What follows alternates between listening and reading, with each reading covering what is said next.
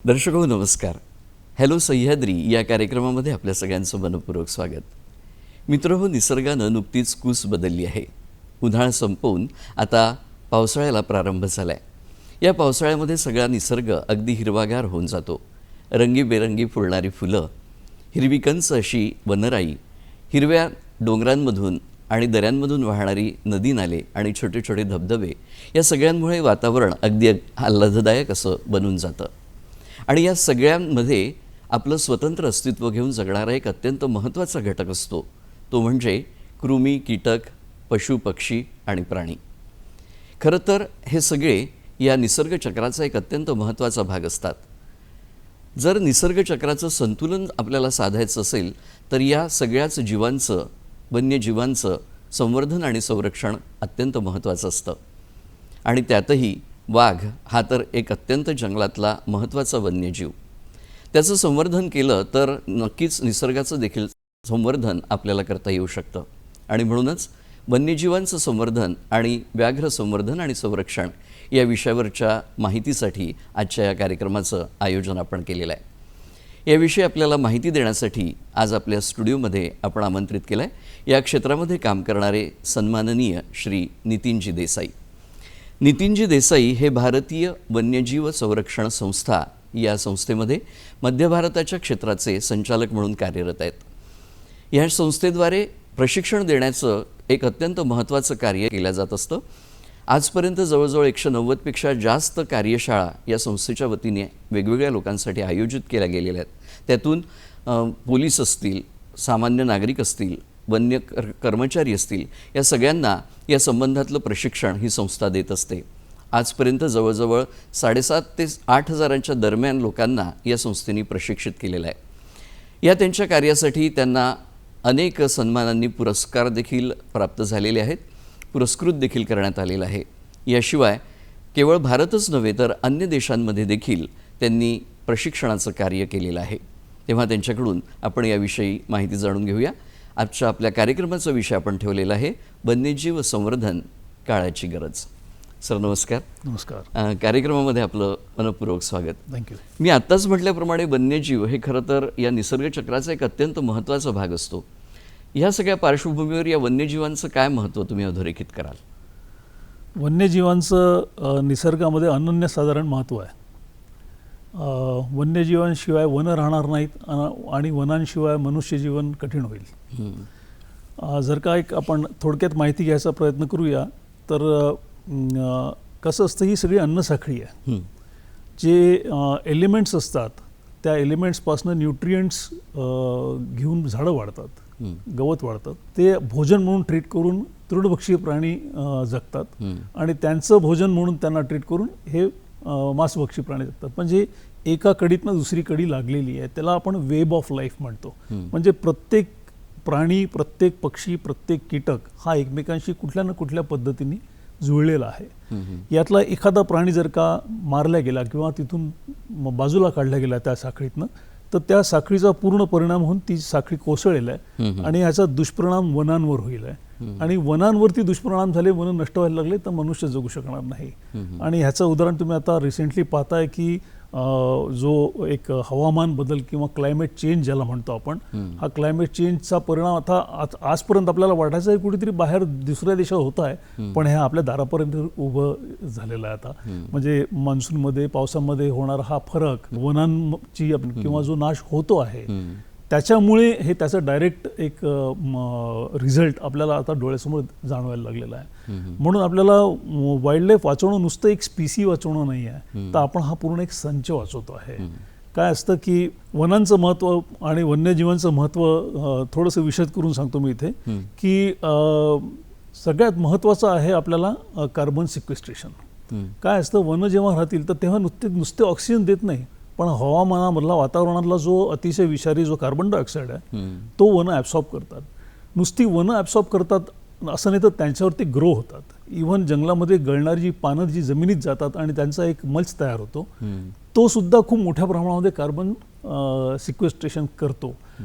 वनं राहिली तर जमिनीची धूप होणार नाही, वनं राहिली तर वॉटर कॉन्झर्वेशन होईल, पाणी आपल्याला मिळेल आहे, अंडरग्राऊंड जे वॉटर टेबल्स आहेत ते मेंटेन होतील आहे, मोठ्या मोठ्या नद्यांना ज्या येणाऱ्या ट्रिब्युटरीज आहेत त्यांना त्या वनांमधूनच येतात, त्यांना पाणी हे वनांमधूनच मिळेल आहे.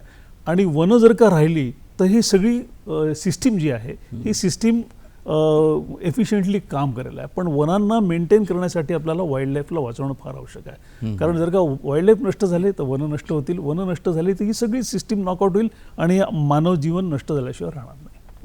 खरोखरीच म्हणजे जीवो जीवस्य जीवनम हा जो एक आपल्याकडे संस्कृत म्हण आहे त्याच्यानुसार हे सगळं आहे, एका कडीतून दुसरी कडी, आणि म्हणूनच हे सगळं निसर्गचक्र आणि जीवनचक्र सुरू आहे. खरोखरीच खूप छान पद्धतीने आपण हे महत्त्व सांगितलं सर. ह्या सगळ्या पार्श्वभूमीवर आपल्या देशातली वन्यजीवांची स्थिती काय आहे सध्या? भारत हा अतिशय समृद्ध देश आहे या बाबतीत तरी. ज्याला आपण बायोडायव्हर्सिटी म्हणू, की जैविक विविधता जगामध्ये जवळपास 195 देशांपैकी 17 असे देश आहेत जिथल्या जैविक विविधतेला म्हणजे बायोडायव्हर्सिटीला मेगा बायोडायव्हर्सिटी म्हटलेलं आहे. की इथे खूप मोठ्या प्रमाणावरती डायव्हर्स प्रकारचे वेगवेगळ्या प्रकारचे विविध जाती वन्य प्राणी, पशु पक्षी, कीटक यांचं साम्राज्यच आहे भारतामध्ये.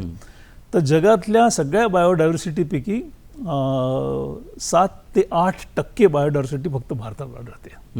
आणि आपलं अगदी काश्मीरपासनं कन्याकुमारीपर्यंत आणि वेस्टर्न घाट्सपासनं सुंदरबन्सपर्यंत किंवा नॉर्थ ईस्टपर्यंत वेगवेगळ्या प्रकारची जी जंगलं आहेत ते जवळपास 5 कॅटेगरीजची आपल्याकडे जंगलं आढळतात. आणि ह्या आपल्या देशामध्ये जवळपास 1 लाखापेक्षा जास्त प्रजाती आहेत. वेगवेगळ्या पशु, पक्षी, कीटक, रेप्टाईल्स म्हणजे सरपटणारे प्राणी, ॲम्फिबियस प्राणी, हे सगळे धरून जवळपास 1 लाखापेक्षा जास्त प्राण्यांच्या प्रजाती आहेत. आणि 55,000 पेक्षा जास्त वनस्पतींच्या प्रजाती आपल्याकडे देशात आढळून येतात. आणि त्याच्यामध्ये काही स्पीसीज तर इतक्या दुर्मिळ, इतक्या रेअर आहेत की त्या फक्त भारतात आढळतात. जसं आपला लायन टेल्ड मकाक झाला जो साऊथला सापडतो. असं एक माकडाचाच प्रकार आहे, त्याच्या शेपटीला असं गोंडा असतो. आणि काश्मीरी स्टॅग झाला किंवा सांगाई डिअर झालं, मणिपूरला सापडतं. किंवा एशियाटिक लायन्स झाले जे फक्त गीरमध्ये सापडतात. भारत असा एकमेव देश आहे जगामध्ये जिथे वाघ आणि सिंह एका देशात सापडतात. हे मला वाटतं फार रेअर आणि खूप मोठी बाब आहे ही. आपण महाराष्ट्राबद्दल बोलू म्हटलं तर महाराष्ट्र ह्यामध्ये कमी नाही. महाराष्ट्राची बायोडायव्हर्सिटी खूप चांगली आहे, कारण आपल्याकडे विदर्भामध्ये एकीकडे शुष्क पानगळीचं जंगल आहे, तर तिकडे वेस्टर्न घाट्समध्ये आपल्याकडे सदाहरित जंगलं पश्चिम महाराष्ट्रामध्ये आढळतात. हे 2 वेगवेगळ्या प्रकारची जंगलं एकाच राज्यामध्ये आहेत आणि ह्या दोघांचंही जे वाईल्ड लाईफ डिस्ट्रीब्युशन आहे खूप वेगळं आहे आणि खूप रिच आहे. महाराष्ट्रामध्ये सुद्धा जवळपास मला असं वाटतं 7,000-1,000च्या आसपास वेगवेगळ्या पशुपक्षीच्या प्रजाती आढळतात आणि 5,500च्या आसपास वनस्पतींचे प्रकार महाराष्ट्रात आढळतात. आता महाराष्ट्र आणि भारताचं म्हटलं तर या सगळ्यांना संरक्षण करण्यासाठी, यांचं संवर्धन करण्यासाठी, यांना मानव किंवा विकास किंवा मानवाची जी ग्रीड आहे ज्याला हाव म्हणतो आपण, त्याच्यापासून वाचवण्यासाठी म्हणा वेगवेगळे अभयारण्य आणि राष्ट्रीय उद्यानं देशात बनलेले आहेत. सर, तत्पूर्वी आपण त्या प्रश्नाकडे येऊया, पण तत्पूर्वी तुम्ही जे आत्ता इतक्या मोठ्या संख्येने असलेल्या ज्या प्रजाती आहेत, पशुपक्षी आहेत, त्या सगळ्या अस्तित्वात आहेत का सध्या? त्यांची काय म्हणजे नाही, सगळ्या जिवंत आहेत. हे कुठली एक्सटिंक्ट नाही आहे ही. यातल्या ज्या सगळ्यात दुर्मिळ प्रजाती असतात या दुर्मिळ प्रजातींना वन्यप्राणी संरक्षण अधिनियममध्ये स्पेशल हायली एंडेंजर्ड म्हणून असा एक दर्जा दिला जातो की त्यांची संख्या भारतामध्ये कमी झालेली, तर त्यांना अतिसंरक्षित प्रजाती मानलं जातं आणि त्यांना त्यांच्या शिकारीवरती म्हणजे तसं म्हटलं तर कुठल्याच प्राण्याची शिकार अलाउड नाही आहे, पण ह्यांना विशिष्ट दर्जा आहे की ह्यांना कोणी मारू शकत नाही, यांच्या अवयवांना कोणी व्यापार करू शकत नाही, असं पूर्ण संरक्षण त्यांना देण्यात आलेलं आहे. पण त्यांचं फील्डमध्ये संरक्षण करण्यासाठी नुसतं प्राणी वाचवणं महत्त्वाचं नाही, तो जिथे राहतो त्याचा अधिवास, त्याचं घर, हे सगळंच वाचवायचं, तेव्हाच तो वाचेल ना, तेव्हाच त्यांची संख्या वाढेल. हे करण्यासाठी भारतामध्ये जवळपास आज 100 राष्ट्रीय उद्यान आहेत आणि 550च्या वर अभयारण्य भारतामध्ये आहेत. याच्या अंतर्गत, ह्या नेटवर्कच्या अंतर्गत ह्या प्राण्यांचं संरक्षण केलं जातं. संरक्षण आणि संवर्धनाचं काम केलं जात असतं. खूप छान माहिती आपण सांगतात सर. त्याचप्रमाणे आता सांगा की वाघ हा वन्य प्राण्यांमधला एक अत्यंत महत्त्वाचा प्राणी, हा या निसर्ग चक्राला संतुलित करणारा देखील एक महत्त्वाचा प्राणी म्हणून त्याच्याकडे बघितलं जात असतं. तेव्हा वन्यजीव यांचं संवर्धन आणि संरक्षण करण्यासाठी वेगवेगळ्या प्रकारचे प्रयत्न आणि योजना आपल्याकडे आहेत. तर त्या योजनांची आणि त्या प्रयत्नांची थोडक्यात माहिती सांगा. वाघाचं महत्त्व असं आहे की लँड इकोसिस्टीम जी असते, म्हणजे भूतलीय जे एक सिस्टीम आहे त्याच्यामध्ये वनांमधली इकोसिस्टीम जी आहे त्यामध्ये वाघ हा अपेक्स ॲनिमल आहे, म्हणजे त्या अन्नसाखळीचा हा शीर्षबिंदू आहे. त्याच्या खाली सगळे प्राणी येतात. एखाद्या वनांमध्ये वाघाचं अस्तित्व हे त्या वनाच्या समृद्धीचं द्योतक आहे. वनात वाघ असला म्हणजे समजलं जातं की तिथली इकोसिस्टीम ही हेल्दी आहे. कारण कसं असतं की जंगलामध्ये वाघ जो आहे हा हर्बिव्हरस जे तृणभक्षी प्राणी आहे त्यांच्या पॉप्युलेशनला कंट्रोल करतो. तो जेव्हा कंट्रोल करतो, जर का वाघ काढला तिथून तर ते तृणभक्षी प्राण्यांची संख्या अमर्याद वाढेल आणि ते ओव्हर ग्रेझिंग करतील जंगलाचं, म्हणजे खूप जास्त चराई होईल जंगलामध्ये आणि खूप चराई जास्त झाली तर नवीन जनरेशन होणार नाही, झाडांचं नवीन रिजनरेशन होणार नाही आणि वन हळूहळू खुंटतील आणि ते नष्ट होतील. म्हणून आपण जेव्हा वाघ वाचवतो तेव्हा ते स्पीसी वाचवत नाही आहे, तो ज्या जंगलात राहतो ती पूर्ण आपण एक सिस्टीम वाचवतो आहे. तर तिथले प्राणी, तिथले झाडं, तिथले पशु पक्षी कीटक ऑटोमॅटिकली सगळ्यांना आपण प्रोटेक्शन देतोय की हे सगळे कुठल्या ना कुठल्या पद्धतीने वाघाशी रिलेटेड आहेत. म्हणून आपण त्या प्रजातीला एक इंडिकेटर स्पीसी मानून त्याला प्रोटेक्शन शासनाने दिलं, त्याला विशेष दर्जा आहे. पण त्याला वाचवायचं तर मग कसं वाचवायचं, तर त्याला ह्याचा आपण थोडक्यात इतिहास बघूया. इतिहास असा आहे की 1970च्या आसपास भारतामध्ये जवळपास 1000च्या आसपास वाघ उरले होते. तेव्हा भारताची लोकसंख्या जवळपास 56 ते 57 कोटी होती. 1972 मध्ये केंद्र सरकारला हे लक्षात आलं की आता जर का उपाययोजना केली नाही तर हे उरलेले 1000 वाघही नष्ट होतील. आता थोडंसं बॅकग्राऊंड आपण आधी थोडं त्याच्या मागे गेलो जर का तर लक्षात आलं, म्हणजे 100 वर्षापूर्वी भारतात 40,000 वाघ होते, पण 1970 येईपर्यंत हे 1000 उरले फक्त. तर गेल्या म्हणजे 1970 आणि त्याच्या आधी 80 ते 100 वर्षामध्ये जवळपास 40,000 वाघांची कत्तल या देशात झालेली आहे. पण तेव्हाच्या पंतप्रधानांनी हे ओळखलं संकट. 1972 मध्ये वाईल्ड लाईफ प्रोटेक्शन ॲक्ट लागू करण्यात आला. 1973 मध्ये प्रोजेक्ट टायगर सुरू करण्यात आला. आता हा प्रोजेक्ट टायगर जेव्हा सुरू केला तेव्हा भारतातली 9 अशी वनक्षेत्र निवडण्यात आली ज्याच्यामध्ये वाघांना संपूर्ण संरक्षणाचा दर्जा देण्यात आला. त्यांच्या शिकारीवरती प्रतिबंध घालण्यात आला, पूर्णपणे बॅन घालण्यात आला. आणि हा प्रवास तेव्हा जो सुरू झाला, आज आता जवळपास 50-55 वर्ष होत आली त्याला. इतक्या मोठ्या प्रवासामध्ये 9 टायगर रिझर्व्सपासून आता ही संख्या 58 टायगर रिझर्व्स आली आहे. आपण 1000च्या आसपास वाघ तेव्हा होते, आता भारतामध्ये जवळपास 3600च्या वर वाघ भारतामध्ये आढळतात. आणि हा प्रवास इतका सोपा नाही राहिला, कारण की यात अडचणी खूप आल्या. सगळ्यात मोठे चॅलेंजेस होते ते म्हणजे एकतर गावांचं विस्थापन करणं, वाघांचा अधिवास सुरक्षित ठेवणं, वनांमध्ये होणारं अतिक्रमण थांबवणं आणि सगळ्यात महत्त्वाचं होतं वाघांची शिकारी करणाऱ्या टोळ्यांना आळा घालणं. या सगळ्या मुद्द्यांवर आपण चर्चा करणारच आहोत सर, पण तत्पूर्वी घेऊया कार्यक्रमात छोटीशी विश्रांती. दर्शक आहोत, कार्यक्रमात घेत आहोत एक छोटीशी विश्रांती. विश्रांतीनंतर आपल्या सगळ्यांचं पुन्हा एकदा मनपूर्वक स्वागत. सर, विश्रांतीपूर्वी आपण व्याघ्र संवर्धनाचं महत्त्व सांगितलं. आता या व्याघ्र संवर्धनाच्या आणि वन्यजीव संरक्षणाच्या बाबतीत आपण आपली संस्था एक अत्यंत महत्त्वाचं कार्य करते आहे. तेव्हा या संस्थेविषयी आम्हाला जाणून घ्यायला आवडेल. ज्या संस्थेचं नाव आहे भारतीय वन्यजीव संरक्षण संस्था. आहे. या संस्थेविषयीची माहिती सांगा आणि त्याची काय उद्दिष्ट आहे, कशासाठी ही संस्था स्थापन करण्यात आली? भारतीय वन्यप्राणी संरक्षण संस्था म्हणजे WPS आहे.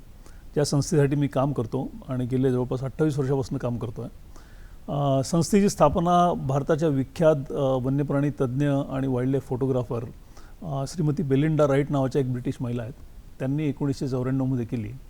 आणि संस्थेची स्थापना का झाली हा पण एक थोडासा इंटरेस्टिंग विषय आहे. कारण की तेव्हा त्या नॅशनल जिओग्राफिक सारख्या मोठ्या चॅनलसाठी त्या वाघांवरती फिल्म बनवत होत्या कान्हामध्ये. आणि त्या ज्या वाघांवरती फिल्म बनवत होत्या काही महिन्यांनी त्यांनी ती फिल्म वगैरे बनवली आणि त्यांनी त्या पार्कमधलं त्यांचं काम जेव्हा सरत आलं होतं तेव्हा आजूच्या त्यांना त्यांचे कॉन्टॅक्ट्स बनले होते, काही तिथले लोकल ट्रॅकर्स वगैरे होते. त्यापैकी काही लोकांकडनं माहिती मिळाली की बाजूच्या एका गावामध्ये काही लोक वाघाची कातडी विकतात आहे. तर त्यांनी गुप्तपणे तपास केला आणि त्यांच्या लक्षात आलं की असं काहीतरी इथे वाघांच्या कातड्यांचा व्यापार चालू आहे, म्हणून त्यांनी पोलिसांच्या मदतीने त्यांना पकडलं. तर ते जे कातड पकडलं गेलं हे त्याच वाघाचं कातड होतं ज्याच्यावर त्यांनी फिल्म बनवली होती. बरं. तर त्यांना अतिशय धक्का बसला आणि त्यांच्या लक्षात आलं की हा काहीतरी खूप मोठा व्यापार इथे चालू आहे. म्हणून त्यांनी देशभर फिरून अशी ही गोपनीय माहिती गोळा करायला सुरुवात केली की असा प्रकार कुठे कुठे चालतो देशात. आणि त्यातनं मग WPSI आमची संस्था उदयास आली. आमचं एक सेंट्रल प्रिन्सिपल म्हणा असं धरून चालतो आम्ही की वन्य प्राण्यांच्या अस्तित्वासमोर सगळ्यात मोठं संकट जर का कुठलं असेल तर ते आहे वन्य प्राण्यांची शिकार करून त्यांच्या अवयवांचा अवैध व्यापार करणाऱ्या टोळ्यांचा उपद्रव. या उपद्रवाला आळा घालण्यासाठी आम्ही सतत प्रयत्न करत असतो. आमचं तसं म्हटलं तर 3-4 वेगवेगळे एरियाज ऑफ ॲक्टिव्हिटी आहे. एक तर आमचं अशी संवेदनशील वनक्षेत्र जिथे वन्य प्राणी मोठ्या प्रमाणावर राहतात आणि जिथे त्यांची शिकार होते किंवा होऊ शकते अशा ठिकाणी गुप्त माहिती देणाऱ्यांचं एक जाळं बनवायचा आमचा सतत प्रयत्न असतो, ज्याला आपण एक नेटवर्क ऑफ इन्फॉर्मंट्स म्हणतो. दुसरं म्हणजे आम्ही आजकाल मासेसला म्हणजे जी पब्लिक जी जंगलाजवळच्या गावांमध्ये राहते त्यांना आम्ही मोटिवेट करतो आहे की तुम्ही सुद्धा निसर्गाच्या विरुद्ध जो कुठला क्राईम होतो आहे जंगलामध्ये, जंगलतोडी म्हणा, शिकार म्हणा, वाघाची शिकार म्हणा, करंट लावणारे लोक म्हणा, रेती खनन करणारे लोक म्हणा, यांची माहिती गुप्त माहिती द्या आणि पुरस्कार मिळवा योजना हा आमचा फ्लॅगशिप प्रोग्राम आहे. वाईल्डलाईफ क्राईमला टॅकल करण्यासाठी सेंट्रल आयडिया घेऊन आम्ही वाईल्डलाईफ क्राईमला सगळ्या बाजूंनी टॅकल करायचा प्रयत्न करतो आहे. त्याच्यामध्ये आमच्या दिल्ली मुख्यालयामध्ये एक central wildlife crime database maintain आम्ही केलेला आहे. त्याच्यामध्ये 40,000 वाईल्डलाईफच्या केसेसचा आम्ही एक संगणीकृत माहिती संकलन केलेली आहे आणि ती वरचेवर आम्ही अपडेट करत राहतो, तिचा अभ्यास करत राहतो. याच्यावरनं कळतं की कुठल्या भागांमध्ये कुठल्या प्रकारचे अपराध वाढतात आहे, कुठल्या टोळ्या जागा बदलून काम करतात आहे, कुठल्या नवीन अपराध पद्धती समोर येतात आहे, कुठले नवीन स्मगलिंगचे रूट समोर येतात. संस्थेने इतक्या वर्षामध्ये खूप मोठी मोठी इन्व्हेस्टिगेशन्स ही स्वतःच्या बळावर केली. सुरुवात ती ॲक्च्युली झाली 1990 जेव्हा काश्मीरमध्ये शाहतूश नावाचा एक शालीचा प्रकार ट्रेड चालायचा. हा शाहतूश म्हणजे तिबेटमध्ये चिरू नावाचं एक हरिण असतं, अँटिलोप आहे ते, आणि त्याची डाऊन वूल असते म्हणजे खालची पोटाकडचा जो भागाचं एक सॉफ्ट फूल असतं, ते एक लोकर असते ती. त्या हरणाला मारून त्याच्या अंगावरची ती लोकर काढून त्याचं त्या काश्मीरमध्ये स्मगलिंग करायचं आणि काश्मीरमधले काही कारागीर होते त्या लोकरीपासून खूप महागाच्या अशा शाली बनवायच्या. आणि त्या इतक्या पॉप्युलर होत्या वेस्टर्न वर्ल्डमध्ये की म्हणजे ती शाल इतकी हाय क्वालिटीच अशी की तिची छोटीशी घडी एवढीशी घडी व्हायची मोठ्या शालेची, इतकी टॉप क्वालिटीची ती शाल असायची. पण एक शाल बनवण्यासाठी 3 ते 5 हरणांची शिकार केली जायची. अरे वा. तर हा प्रकार संस्थेच्या निदर्शनास आला. आम्ही इन्व्हेस्टिगेशन्स केले आमच्या लोकांनी आणि अगदी तिबेटपर्यंत जाऊन इन्व्हेस्टिगेशन्स केले आणि जम्मू अँड काश्मीर हायकोर्टामध्ये आम्ही केस टाकली होती, दिल्लीलाही केस टाकली होती. आणि हे हायकोर्टाच्या ऑर्डरवरनं त्या चिरू या हरणाचं स्टेटस वाढवण्यात आलं, त्याच्यावर बंदी आणण्यात आली आणि हा सगळा ट्रेड बंद करायला शासनाला निर्देश हायकोर्टाने तेव्हा दिले होते. तेव्हा हा प्रकार बंद झाला. तर असे मोठे इंटरव्हेन्शन्स जसं आता आम्ही 2006 चीनमध्ये जाऊन वाघांच्या कातड्यांचा आणि हाडांचा काय व्यापार होतो याचा गुप्त पद्धतीने तपास केला होता. त्याच्याबद्दल आपण पुढे विस्ताराने बोलूया जेव्हा वाघाबद्दल बोलूया. आणि आमचं लिगल सेल पण आहे की अशा बऱ्याच ठिकाणी मोठ्या प्रमाणावर वाईल्डलाईफच्या कोर्ट केसेस होतात. आता होतं काय की वाईल्डलाईफची कोर्ट केस जेव्हा होते तेव्हाही साधारणतः बरेच वर्ष चालतं प्रकरण, रेंगाळतं. म्हणजे 10, 12, 15 वर्ष कधी कधी हे प्रकरण कोर्टात चालतं, मग तो न्याय मिळत नाही. तर लोकांची आरोपींची जमानत होऊन जाते, साक्षीदार इकडे तिकडे विखरून जातात आणि मग त्याचा सगळा लाभ मिळतो ह्या शिकारी लोकांना मिळतो. हे होऊ नये म्हणून संवेदनशील क्षेत्रामध्ये आम्ही एक वकिलांचं एक नेटवर्क बनवतो की जे त्या प्रॉसिक्युटरला जाऊन असिस्ट करतात आणि वनविभागाला किंवा कुठली एजन्सी कोर्टामध्ये केस करते त्यांना असिस्ट करून प्रॉसिक्युशनला कन्व्हिक्शनपर्यंत न्यायचा प्रयत्न करतो. म्हणजे कोर्टामध्ये त्या आरोपींना सजा झाली पाहिजे, शिक्षा झाली पाहिजे, हा आमचा प्रयत्न आहे. आमचे वेगवेगळे पब्लिकेशन्स आहेत, आम्ही वेगवेगळे ट्रेड इन्व्हेस्टिगेशन्स केले, ते पुस्तक रूपाने प्रकाशित केलेले, ते आमच्या वेबसाईटवर आहेत. आम्ही भारतामध्ये होणारे वाघांचा मृत्यू आणि बिबट्यांचे मृत्यू ह्यांची वार्षिक मॉर्टॅलिटी म्हणजे कुठल्या कारणाने कुठल्या भागात किती वाघ बिबट मेले ह्याचा डेटा मेंटेन करतो. हा अतिशय महत्त्वाचा टूल आहे. ह्याच्यावरून कळतं आम्हाला की आज म्हणजे मॉनिटरिंगचं टूल आहे की वाघांवरती काय संकट आलेलं आहे. तर अशा वेगवेगळ्या आमचा कार्यपद्धती आहेत. आम्ही लीगल ट्रेनिंग्स करतो, इन्व्हेस्टिगेशन ट्रेनिंग्स करतो, national police academy, Indira Gandhi national forest academy, वेगवेगळ्या स्टेटच्या फॉरेस्ट अकॅडमीज आणि आमचे स्वतःचे वर्कशॉप्स असतात ट्रेनिंगचे, जिथे आम्ही जाऊन वन विभागाच्या क्षेत्रीय कर्मचाऱ्यांना एखादं अपराध प्रकरण घडलं तर त्याचं इन्व्हेस्टिगेशन कसं करायचं, पुरावे कसे गोळा करायचे, त्याचे दस्तावेज कसे बनवायचे, ते कोर्टात कसे न्यायचे, हे सगळ्या पद्धतीने आम्ही त्यांना ट्रेनिंग देतो आणि त्याचा बराच फायदा लोकांना होतो आहे. तर असं आमचं हे ठोकळ पद्धतीने म्हणजे ठोकळ स्वरूप आहे आमच्या कामाचं. खूपच महत्त्वाचं काम तुमच्या संस्थेच्या माध्यमातून होतं. ही स्वायत्त संस्था आहे की सरकारी काही त्याला फंडिंग किंवा आम्ही क्लोजली काम करतो गव्हर्नमेंट बरोबर, पण आमचं फंडिंग गव्हर्नमेंटकडनं काहीच फंडिंग नाही. आमची ऑटोनॉमस संस्था आहे, आम्ही स्वतः फंडरेझिंग करतो आणि त्याच्या आधारावर आमचे प्रोग्राम्स. मग तुमच्या काय संस्थेचे आर्थिक स्रोत काय आहेत? आर्थिक स्रोत आमचे डोनेशन्स असतात, कॉर्पोरेट सोशल रिस्पॉन्सिबिलिटीमध्ये आम्हाला फंड्स मिळतात.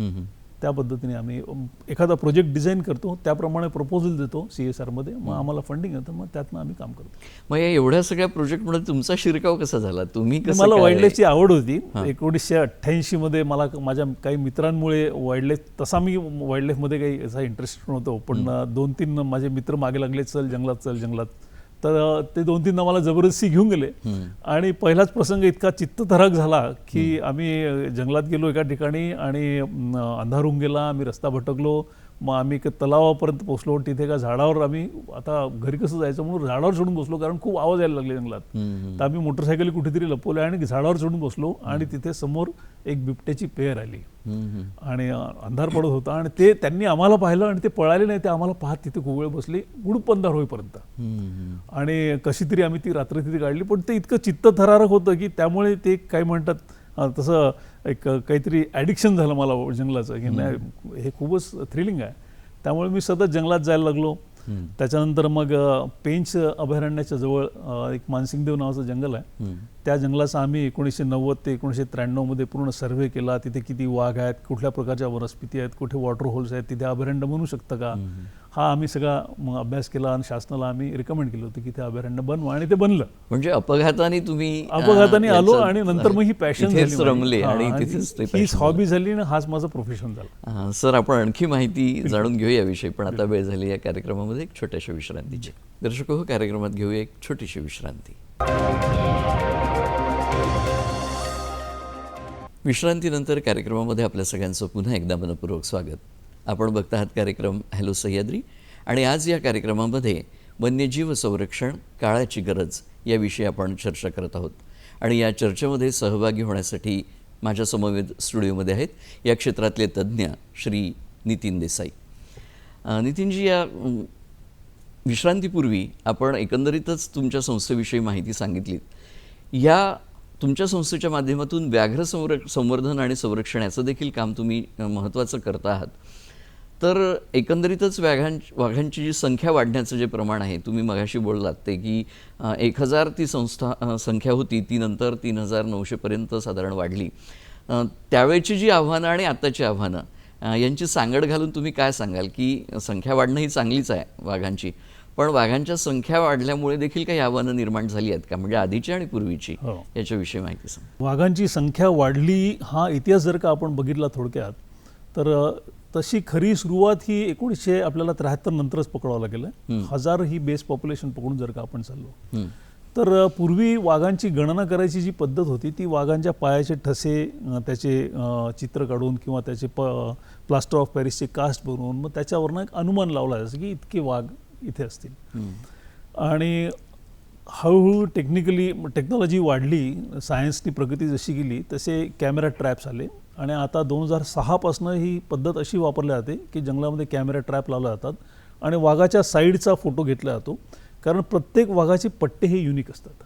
जसं माणसाचं फिंगरप्रिंट युनिक असतात तसे प्रत्येक वाघाचे हे पट्टे युनिक असतात. बरं. तर असं सॉफ्टवेअर वाईल्ड लाईफ इन्स्टिट्यूटने असं डेव्हलप केलं की एक तो फोटो जो असतो तो त्या फोटोला दुसरे फोटो कम्पेअर करायला गेले की तो आयडेंटिकल फोटो बाजूला घेतो आणि युनिक फोटोला तो नवीन वाघ म्हणून काउंट करतो. बरं. तर तशा पद्धतीने ती गणना, तर जेव्हापासून ही गणना सुरू झाली तेव्हापासून खरा सेन्ससमध्ये ॲक्युरसी आली. म्हणजे ही प्रकार सुरू झाला 2006 मध्ये. बरं. तर 2006 मध्ये काय झालं की 2006 मध्ये 1411 वाघ भारतामध्ये नोंद झाली. पण त्याच काळामध्ये म्हणजे आम्ही जे 1990-95 पासून एक ओरडत होतो की नाही शिकार खूप मोठा प्रॉब्लेम आहे, शिकार खूप मोठा प्रॉब्लेम आहे, त्याचा उलगडा 2000 नंतर व्हायला सुरुवात झाला. तो कसा, तर आमच्या अभ्यासामध्ये आणि भारतामध्ये होणाऱ्या वेगवेगळ्या घटनांचं आम्ही अवलोकन केलं आणि तिथे जाऊन ॲक्च्युली लोकांशी बोललो आणि जेव्हा आरोपींशी बोललो आणि त्यांना पकडायचा प्रयत्न केला तेव्हा हे लक्षात आलं की भारतामध्ये 2 अशा एक जमाती आहेत आणि एक हरियाणा साईडला राहते आणि एक मध्य भारतामध्ये एमपीत राहते.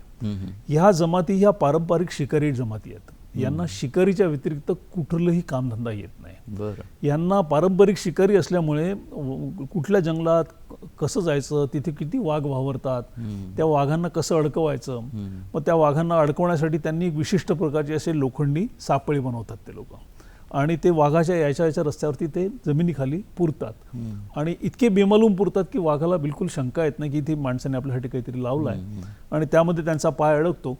जसा पाय अडकला तसे शिकारी आजूबाजूला लपून बसलेले असतात कुठेतरी आणि तो अडकलेल्या वाघाच्या डोक्यावरती हे काठीचे फटके मारून त्याला मारतात. म्हणजे त्याला मारून टाकतात आणि ताबडतोब त्याचं कातडं काढतात आणि हाडं काढतात आणि त्याचा व्यापार करतात. व्यापार म्हणजे हा लोकली होत नाही, ह्याची सगळी मागणी विदेशात आहे. तर 70sच्या आधी काय होतं की 70च्या आधी ही सगळी मागणी युरोपियन देशांमध्ये होती.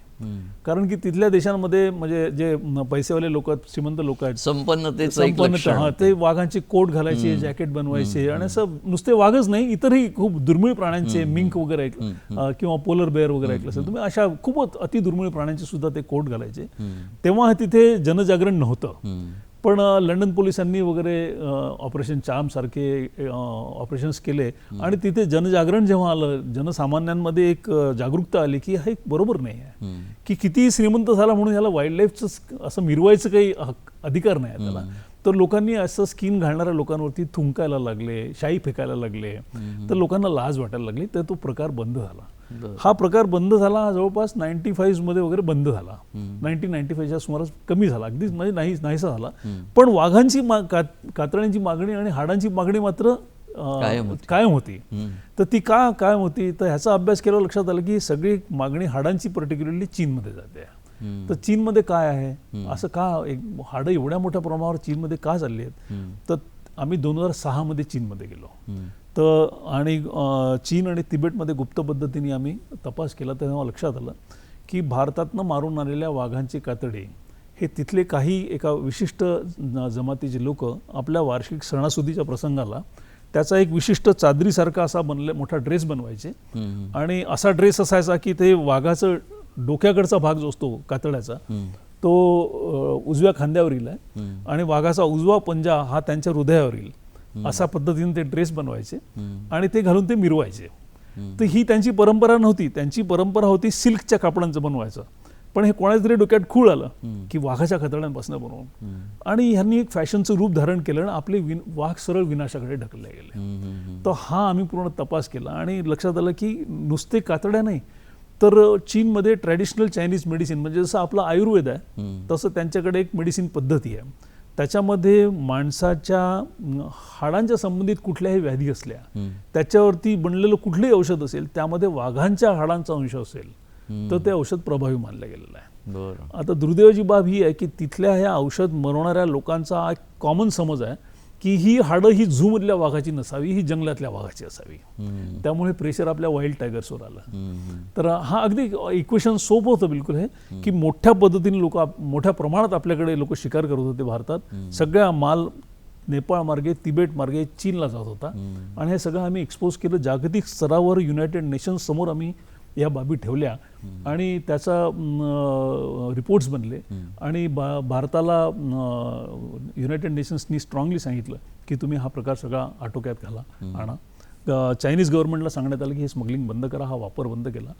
पण दलाई लामा स्पिरिच्युअल लीडर आहेत, त्यांनी अपील केली त्यांच्या तिबेटमधल्या लोकांना की तुम्ही वाघाचे कातडे वगैरे वापरता, हे चांगलं नाही, हा प्रकार बंद करा, मला तुमची लाज वाटते. तेव्हा हा प्रकार बंद झाला. पण आजही हाडांचा जो व्यापार आहे तो तसाच चालू आहे.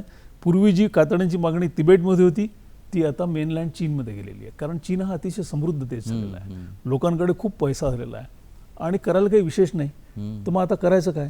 तर वाघाच्या कातड्यांचं रग्स बनवायचे, कार्पेट्स बनवायचे, सोफा कव्हर बनवायचे, यासाठी त्याची मागणी चीनमध्ये अजून म्हणजे मोठं आव्हान होतं. हे मोठं आव्हान होतं म्हणजे शिकार, वाघांचे शिकार करणं.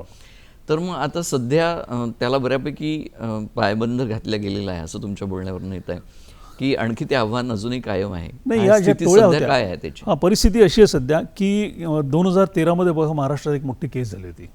त्या केसमुळे असं झालं की वेगवेगळ्या एजन्सी, CBI म्हणा, wild life crime control bureau म्हणा, महाराष्ट्राचा वन विभाग म्हणा, मध्य प्रदेशचा वन विभाग म्हणा, या वेगवेगळ्या एजन्सीजनी या शिकाऱ्यांच्या मागे अगदी म्हणजे सुरुवात गुप्त माहिती सुरुवातीची आम्हीच दिली होती की असा प्रकार महाराष्ट्रामध्ये घडतो आहे आणि याला ताबडतोब आळा नाही घातला तर मोठ्या प्रमाणावरती वाघ मरतील. आणि काही लोक सुरुवातीला पकडले गेले आणि मग तपास जसा वाढत गेला तसा ह्या गँग्सवरती प्रेशर आलं की आपल्या मागे खूप ससेमिरा लागलेला आहे. म्हणजे तसा हा 2013 नव्हता, तर भारतामध्ये त्याच्या आधी जिथे कुठे अशा टोळ्यांच्या केस झाल्या आम्ही जाऊन तिथे मदत केलेली आहे. आणि त्यात ज्या फरार आरोपींना वगैरे पकडायचा आम्ही खूप प्रयत्न केलेला आहे, म्हणजे पकडून दिलेले आहेत.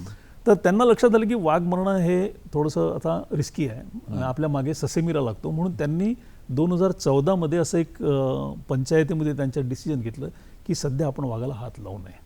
तर 2014 ते 2023 या जवळपास 9 वर्षांमध्ये संघटित टोळ्यांद्वारे एकही वाघ मारला गेला नाही. अच्छा. त्याचा परिणाम असा झाला की वाघांची संख्या मध्य भारतामध्ये झपाट्याने वाढली. अर्थात हे एकच कारण नाही आहे, इतरही उपाययोजना होता. वन विभागाने खूप चांगलं काम केलं, इतर वन्य प्राण्यांचं संरक्षण वाढलं, टायगर रिझर्व्हचा एरियाज वाढला, गावांचं विस्थापन झालं, लोकल शिकारींवरती प्रतिबंध आला. त्यामुळे वाघांची संख्या वाढली आणि वाघांची वाढलेली संख्या आज ही टायगर रिझर्व्हच्या बाहेर आलेली आहे. ह्या संख्येविषयी आणि त्याच्यातून निर्माण झालेली जी आव्हानं आहे ती आपण आता जाणून घेऊया, पण या विश्रांतीनंतर. दर्शक हो, कार्यक्रमात घेत आहोत एक छोटीशी विश्रांती. विश्रांतीनंतर कार्यक्रमात आपलं सगळ्यांचं पुन्हा एकदा स्वागत. विश्रांतीपूर्वी वाघांची संख्या वाढवण्याच्या दृष्टीने जे काय प्रयत्न करण्यात आले त्याला चांगलं यश मिळालं आणि वाघांची संख्या वाढली. पण आता ती जास्त झाल्यामुळे देखील काही आव्हानं निर्माण झाली आहेत, तर त्याच्या संबंधी आम्हाला माहिती सांगा. ही आव्हानं स्थानीय म्हणजे लोकलाइज्ड आहेत, काही एरियाजमध्ये आहेत. असं वाघांचं आपण जर का एक शॉर्टमध्ये पाहिलं तर जे आपण 9 टायगर रिझर्व्हपासून सुरुवात केली ती आज 58 टायगर रिझर्व्ह भारतात आहेत, त्यातले 6 महाराष्ट्रामध्ये आहेत. आता या 58 पैकी 5 असे टायगर रिझर्व्ह आहेत जिथे एकही वाघ नाही. बरं. 20 असे टायगर रिझर्व्ह आहेत जिथे लेस दॅन 10 वाघ आहेत. बरं. आणि फक्त 17 ते 18 टायगर रिझर्व्ह जे आहेत त्यांची संख्या ही 3 डिजिट्समध्ये आहे, 100पेक्षा जास्त आहे. त्याच्यामध्ये विदर्भ येतो का? त्याच्यामध्ये नाही, विदर्भ पण महाराष्ट्राची पॉप्युलेशन चांगली झालेली आहे सध्या. कारण की आपण 2006 वाघ महाराष्ट्रामध्ये 103 काहीतरी वाघ होते आणि आज 444 वाघ महाराष्ट्रामध्ये आढळतात. आणि जे 6 टायगर रिझर्व्ह महाराष्ट्रामध्ये आहेत त्यातले 5 विदर्भात आहेत आणि एक सह्याद्री फक्त पश्चिम महाराष्ट्रामध्ये आहे. तिथली टायगर पॉप्युलेशन काही विशेष म्हणजे इम्प्रेसिव्ह नाही आहे, कारण तिथलं जंगल थोडंसं वेगळं आहे आणि इतकं वाघाला इतकं कंड्युसिव्ह नाही येते, सपोर्टिव्ह नाही येते. पण विदर्भाचं जर का टायगर पॉप्युलेशन पाहिलं आपण तर ह्या शिकारींची प्रकरणं कमी झाली, वन विभागाचे मोठे प्रयत्न झाले, स्थानीय NGOज, स्थानीय संस्थांचे मोठे प्रयत्न झाले. त्यामुळे काय झालं की वाघांची संख्या खूप झपाट्याने वाढली. आता होतं काय आहे की हे वाढलेले वाघांची संख्या जी आहे ही टायगर रिझर्व्हच्या बाहेरच्या क्षेत्रांमध्ये, वनक्षेत्रांमध्ये वावरते. आणि तिथे पूर्वी पण जायचे वाघ, अभयारण्याच्या बाहेर वाघ नेहमी जायचे, पण तिथे जाऊन ते कुठल्या ना कुठल्या कारणाने मरायचे. तर त्याला टेक्निकली सोर्स पॉप्युलेशन आणि सिंक पॉप्युलेशन असं एक टर्म दिलेली होती. पण म्हणजे हे असं एक मला असं वाटतं थोडंसं अनफेअर होतं की अभयारण्याच्या बाहेर गेलेला वाघ तसाही मरणारच आहे. पण तिथे ते जगले आणि तिथे त्यांचं प्रजनन झालं. तर ती सिंक पॉप्युलेशन जी होती ती पण सोर्स पॉप्युलेशन झाली. तर त्यांचं प्रजनन तिथे झालं, तिथेही पॉप्युलेशन वाढली. तर आज तुम्ही बघू शकता की ब्रह्मपुरी सारखा जो एरिया आहे तिथे 60-70 वाघ एका डिव्हिजनमध्ये आहेत. आणि वाढलेल्या वाघांमुळे नुसते वाघच वाढले असे नाही ना.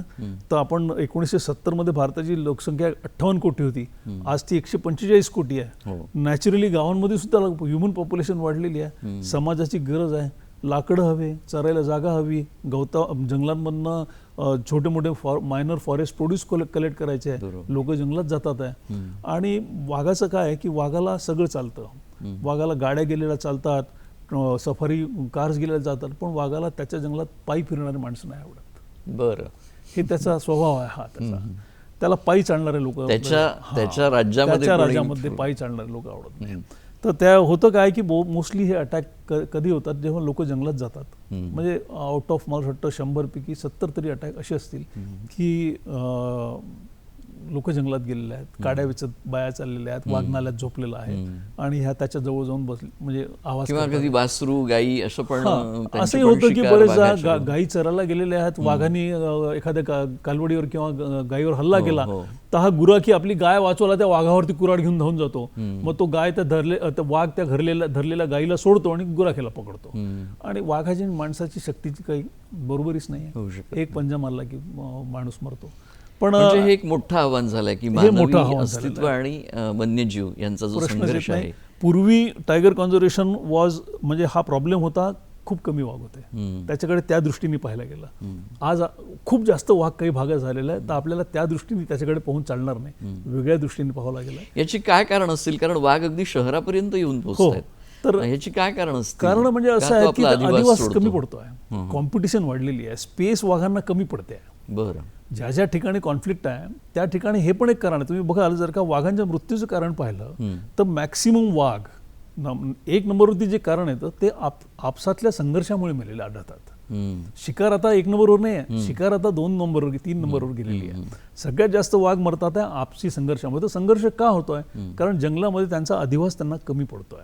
मग असा कमी पडत असला तर मग ते शेताच्या किनारे जी हिरवे नाले असतात तिथे आपलं राहायचा प्रयत्न करतात, गावाच्या जवळ पाण्यासाठी येतात किंवा गायी मारतात, गुरंढोरं मारतात म्हणून गावाजवळ येतात, असा प्रकार चालू आहे. मग विदर्भात हा संघर्ष जास्त दिसतो महाराष्ट्राच्या तुलनेत. प्रश्नच येत नाही काय कारण सांगू? कारण आपली टायगर पॉप्युलेशन खूप जास्त झालेली आहे, भरपूर वाघ झालेले आहेत विदर्भाच्या जंगलामध्ये. आणि मला असं वाटतं आता आपल्याला एक राष्ट्रीय स्तरावरती एक विचार मंथन करायला हवं की कुठल्या जंगलामध्ये किती वाघांची संख्या राहू शकते, याचा एक सायंटिफिक अभ्यास झाला पाहिजे. त्याला कॅरिंग कॅपॅसिटी म्हणतात. आणि मध्य प्रदेशने ऑलरेडी वाईल्ड लाईफ इन्स्टिट्यूटला पत्र लिहिलेलं आहे की तुम्ही प्रत्येक टायगर रिझर्वचा अभ्यास करून सांगा की इथे किती वाघ राहू शकतात. मग ते एक्सेस वाघांचं काय करायचं ह्याच्याबद्दल सध्या कोणी बोलत नाहीये. पण हा निर्णय एका ठिकाणाहून एका अभयारण्यातून दुसरीकडे स्थलांतरण ट्रान्सलोकेशन करणं ही काळाची गरज झालेली आहे. हे जे टायगर रिझर्व्ह ज्याच्यामध्ये कमी वाघ आहेत त्या ठिकाणी आपल्याला अतिरिक्त वाघ पाठवायची काही योजना बनवता येईल का? कारण असं पेपरमध्ये मध्ये बातमी होती की तो वाघ तिथे रमला, आता तिथे तो राहण्याचं जनरली रमणं कठीण असतं. पण कारण की वाघाच्या डोक्यामध्ये एक GPS असतो, म्हणजे तो जिथे जन्माला येतो आणि जिथे आईसोबत 2-2.5 वर्ष राहतो त्याला वाटतं हेच त्याचं घर आहे. मग तुम्ही तिथून त्याला उचललं आणि 500 किलोमीटर दूर नेऊन कुठे टाकलं, तो पिंजऱ्यातनं बाहेर आल्यावर पहिले पाहतो माझं घर कुठे आहे, तो परत आपल्या नॅटल रेंजकडे चालायला लागतो. हे त्यांची सिस्टीम आहे. पण एक मंथन व्हायला पाहिजे की ट्रान्सलोकेशन सिरियसली करता येईल. अशा ह्या संघर्षाच्या ज्या घटना मी आता म्हटलं की शहरामध्ये वाघ येणं किंवा कोणाची माणसांची शिकार करणं, प्राण्यांची शिकार, पाळीव प्राण्यांची शिकार करणं, ह्या ज्या घटना घडत आहेत याच्यावर वनविभागाच्या वतीने साधारणपणे कुठल्या उपाययोजना केल्या जातात? वनविभागाच्या वतीने जे अतिशय सेन्सिटिव्ह संवेदनशील क्षेत्र आहेत, म्हणजे जसं ताडोबाचा बफर झालं, पेंच टायगर रिझर्वचं बफर झालं किंवा त्याच्या आजूबाजूला लागून असलेले गावं झाले, तिथे असे कॅमेरे लावतात आता. आणि ते AI बेस्ड कॅमेरे आहेत. ते वाघाचा फोटो घेतात किंवा थर्मल सेन्सिंग करतात. एका रात्री जर का एखादा प्राणी आला आणि त्याचं जे हीट सिग्नेचर असते त्याच्यावरनं ते ओळखतात की हा वाघ आहे किंवा बिबट आहे. आणि मग हे कॅमेरे त्यांच्याकडे खूप मोठा डेटाबेस आहे. पेंचमध्ये जे कॅमेरे येतात ते असे आहेत की ते तर इव्हन वाघाचे आवाज किंवा अलार्म कॉल, इतर प्राण्यांचे अलार्म कॉल अनालाइज करून ठरवतात की हा वाघ येतोय गावाकडे. आणि मग तो जो कॅमेरा आहे तो कंट्रोल रूमला सिग्नल देतो की ह्या गावाच्या इतक्या अंतरावरती वाघ आलेला आहे. बरं. ताबडतोब गावातल्या लोकांच्या मोबाईलवरती धोक्याची सूचना वाजते. अच्छा. मग गावात कोणी बाहेर असेल तर ते घरात येऊन जातात, गावातले लोक दार बंद करून घरात बसू शकतात, म्हणजे स्वतःला सुरक्षित ठेवू शकतात. हे तिथपर्यंत काम करेल जिथपर्यंत गावात येतोय, पण लोक जर का जंगलात जात राहिले तर मग तिथे त्यांना कोण वाचवेल? तेच मग शेतकऱ्यांनी किंवा ग्रामस्थांनी काय काळजी घ्यायला पाहिजे, काय खबरदारी घ्यायला पाहिजे? जे असं आहे की जेव्हा जेव्हा तुम्हाला जंगलात जायचा प्रसंग येतो आला समजा, तर एकटे दुकटे जाऊ नका. सोबत 8-10 लोक जा. वन विभागाने त्यांना घुंगरूवाल्या काठ्या दिलेल्या आहेत, बऱ्याच ठिकाणी मास्क दिलेले आहेत की मागे डोक्याच्या मागे मास्क लावायचा, म्हणजे माणसाला वाघ नेहमी डोळ्याकडे पाहतो. मागून जर का डोळे दिसले तर वाघ सहजा हल्ला करत नाही. आपल्या गाईला वगैरे जर का एखाद्या वाघाने धरलं तर त्याला सोडवायचा प्रयत्न करू नका. तुम्हाला शासन कॉम्पेन्सेशन देत आहे, त्याचा फायदा घ्या. आणि नुसता म्हणजे वाघाचा प्रश्न नाही आहे ना, वाघ गावाजवळ का येतात? कारण गावात हरणांची वगैरे संख्या कमी झालेली आहे. लोक काय करतात, करंट लावतात आणि त्या पीक संरक्षणासाठी करंट लावतात आणि त्यामध्ये मग बरेचदा हरिणवर्गीय प्राणी मरत तर नाही, कारण तो करंट त्यांना पुरेसा नसतो, त्या खुरांमुळे अर्थिंग होत नाही, पण त्याच्या संपर्कात वाघ आला की तो वाघ मरतो. तर सौर योजनेचा, सौर कुंपणाचा वगैरे वापर करा. आणि काय ओव्हरऑल माणसाची आणि वन्य प्राण्यांची ही जी दुश्मनीवाला जो प्रकार घडू पाडतो आहे, याला कमी करायचा प्रयत्न करायला हवा. ती दरी थोडी कमी करता आली तरी. तसंच आता हे तंत्रज्ञानाचं युग आहे, तुमच्या बोलण्यातनं उल्लेखाला उजरता, पण त्याच्याविषयी थोडी जास्त माहिती जाणून घ्यायला आवडेल. कारण या सगळ्या संवर्धनामध्ये आणि संरक्षणामध्ये तंत्रज्ञानाची देखील भूमिका तेवढीच महत्त्वाची आहे. तर काय याचा फायदा होऊ शकतो? तंत्रज्ञान आता गेल्या 20 वर्षामध्ये टेक्नॉलॉजी इतकी प्रोग्रेस झालेली आहे आणि त्याचा कॉन्झर्वेशनमध्ये इतका मोठा सहभाग, योगदान आता समोर येतं आहे. सगळ्यात पहिले म्हणजे कॅमेरा ट्रॅप्स आले. कॅमेरा ट्रॅपच्या पद्धतीचा वापर करून वाघांचं मॉनिटरिंग करता येतं. सॅटेलाइट कॉलर्स आल्या, ज्या वाघांना, नवजात वाघांना म्हणजे जस्ट वयात आलेल्या वाघांना कॉलर्स घालतात, त्याला सॅटेलाइट हे लागतं, ट्रॅकर लागलेला राहतो. त्याच्यावरून आपल्याला कळतं, म्हणजे सायंटिस्टना कळतं किंवा मॅनेजमेंटला कळतं की वाघ कुठे कुठे चाललेले आहेत. GIS सिस्टीम आलेल्या आहे, GPS GIS सिस्टीम आलेल्या आहे, ज्याच्याकरून जे स्मार्ट पेट्रोलिंग आजकाल सगळीकडे होतं, त्याला M-स्ट्राईप म्हणतात. त्या पद्धतीने पेट्रोलिंग केलं की GIS वरती कळतं की चॅलेंजेस काय आहेत, की हॅबिटॅट कसं आहे, त्याला थ्रेट्स कुठले आहेत, कुठे एन्क्रोचमेंट होत आहे, पोचिंगचे हॉटस्पॉट्स कुठे येतात आहे, कुठे वाईल्ड लाईफ मुवमेंट जास्त होते, हे सगळं रेकॉर्ड होत राहतं. ड्रोन्स आलेले आहेत आजकाल, हीट सेन्सिंग ड्रोन्स आलेले आहेत. या मी सांगितलं तशा early warning AI based alert systems बऱ्याच टायगर रिझर्वमध्ये आलेल्या आहेत. टायगर आय नावाची एक सिस्टीम कॉर्बेट सारख्या टायगर रिझर्वमध्ये त्यांनी लावलेली आहे. या सुद्धा सगळ्या मॉडर्न टेक्नॉलॉजी वापरूनच केलेल्या आहेत. इव्हन फॉरेस्ट डिपार्टमेंटकडे अपराधांचा तपास घ्यायला, त्यांचा मागोवा घेण्यासाठी आता सायबर सेल तयार झालेली आहे. तर त्या सायबर सेलच्या अंतर्गत जे पोलिसांना पॉवर्स आहेत, जवळपास तसेच पॉवर्स यांना मिळाले आहेत की CDR काढायचे, लोकेशन्स काढायच्या, त्यांचे गुगल मॅप बनवायचे अपराधी कुठे कुठे फिरले आहेत. तर हे सगळे टेक्नॉलॉजीचा वापर हा बऱ्यापैकी फायदेशीर ठरतो आपल्याला. प्रश्न सर, कार्यक्रमात घेऊ एक छोटीशी विश्रांती. दर्शक हो, कार्यक्रमात घेत आहोत एक छोटीशी विश्रांती. आपण बघत आहात कार्यक्रम हॅलो सह्याद्री. कार्यक्रमामध्ये विश्रांतीनंतर आपल्या सगळ्यांचं पुन्हा एकदा मनपूर्वक स्वागत. सर, ह्या सगळ्या एकंदरीतच पार्श्वभूमीवर व्याघ्र संरक्षण असेल किंवा वन्यजीव संरक्षण असेल, संवर्धन असेल, याच्या संदर्भात किंवा शिकारीच्या संदर्भात किंवा आव्हानांच्या बद्दल जे काय नियंत्रण आणण्यासाठी वनविभागाच्या वतीने किंवा एकंदरीतच सरकारच्या वतीने काही कायदे करण्यात आले आहेत का, या संबंधी सगळ्या परिस्थितीवर नियंत्रण आणण्यासाठी, आणि त्याची काय प्रावधानं आहेत ती थोडक्यात आम्हाला सांगा. तसं म्हटलं तर सेंट्रल ॲक्ट जी आहे ती तर आहे वाईल्ड लाईफ प्रोटेक्शन ॲक्ट, वन्यजीव संरक्षण अधिनियम, जो 1972 बनला. हा अतिशय सक्त कायदा आहे. हा सक्त कायदा यासाठी आहे की याच्यामध्ये हा नॉन बेलेबल आहे एकतर. बरं. जेवढे वन्य प्राणी भारतामध्ये आहेत त्यांना वेगवेगळ्या शेड्यूल्समध्ये, अनुसूचीमध्ये विभागलं गेलेलं आहे. तर वाघ आणि तत्सम प्राणी किंवा नॅशनल पार्क आणि टायगर रिझर्व्ह मधले सगळे प्राणी हे शेड्यूल 1मध्येच येतात. काही इतर प्राणी शेड्यूल 2मध्ये येतात. यांची शिकार जर का अभयारण्यात किंवा टायगर रिझर्वमध्ये कोणी केली तर त्याला अतिशय जास्त पनिशमेंट आहे, अतिशय सक्तीने कायदा त्याच्याकडे पाहतो. याची सेक्शन 9 जी आहे वाईल्ड लाईफ प्रोटेक्शन ॲक्टमध्ये कसं आहे की तुम्ही वाघ मारला तो कुठल्याही कारणाने मारलेला असो, हम्म, तुम्हाला पोचर म्हणूनच पाहिला जाईल, हम्म. अनलेस तुम्ही प्रूव्ह करू शकले की त्यांनी तुमच्यावर हल्ला केला आणि हा, तुम्ही म्हणजे वाचायला स्वसंरक्षणासाठी जरी मारलं तरी पण. हो. पण असं बरेचदा असं होतं की बरेचदा शेतकरी शेतकुंपणाला तार लावतात हम्म, आणि त्यांचा उद्देश असतो रानडुकराला मारायचा, आपण तिथे वाघ मारतो. हम्म. तर इथे आता हा कायदा ह्याच्याबद्दल बोलत नाही की तुम्ही रानडुकरासाठी करंट लावला होता पण मेला वाघ तर तुम्हाला आम्ही कमी सक्तीने पाहू, असं होत नाही. हम्म. तुम्ही वाघ मारला, पद्धत कुठली असो, तो वाघ मेलेला आहे म्हणजे तुम्ही शिकार केलेली आहे, म्हणजे तुम्हाला सेक्शन 9च्या अंतर्गत कोर्टामध्ये खटला झालेला आहे आणि तुम्हाला 3 ते 7 वर्ष कमीत कमी 3 ते 7 वर्षाची सक्त मुजरीची शिक्षा आणि 50,000 रुपये किंवा त्यापेक्षा जास्त दंड होऊ शकतो. बरं. तर मला असं वाटतं इतके स्ट्रिक्ट प्रोव्हिजन्स इतर कुठलेही, फक्त मला असं वाटतं अँटी टेररिस्ट जेवढे ॲक्ट्स आहेत त्याच्यामध्ये काही प्रोव्हिजन्स आहेत अशा, पण मला असं वाटतं भारतातल्या सगळ्या कायद्यांमधले वन ऑफ द टफेस्ट कायदा वाईल्ड लाईफ प्रोटेक्शन ॲक्ट आहे. प्रॉब्लेम त्याचा नाही, प्रॉब्लेम इम्प्लिमेंटेशन. हा, अंमलबजावणी कोर्ट कितपत प्रोसिजर प्रभावी होते. कोर्ट प्रोसिजरचा प्रॉब्लेममुळे वाईल्ड लाईफच्या कोर्ट केसेसचा जो कन्व्हिक्शन रेट आहे तो फक्त 14% आहे. हम्म.